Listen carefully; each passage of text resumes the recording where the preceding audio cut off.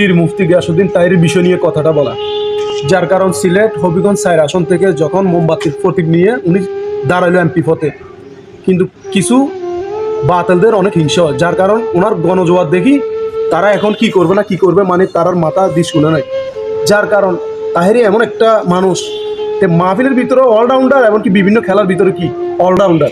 আর বিশেষ করে তাহেরি হুজুরকে আপনারা কোনো রকমের থামাইতে পারবেন না। আর বিভিন্ন আরো আলম আছে, বিভিন্ন আরো মানুষ আছে যারা দুর্নীতি করছে, তাদের বিষয় নিয়ে আপনারা কথা তুলে স্বাভাবিক। তাহেরি হুজুর 50 হতে 1 লাখ টাকা মানুষে মাহফিলের মধ্যে নিলে তাকে হারিয়ে দেয়, কিন্তু ওই টাকাটা উনি তো ঘরে রাখা সম্ভব না। উনি যদি ঘরে রাখে ওনার একটা রিস্ক, তাই উনি ব্যাংকে রাখে। তো ব্যাংকে রাখার পরে যদি এখানে যদি কিছুটা লাভ অংশ আসে, আপনাদের কেন এত চলে?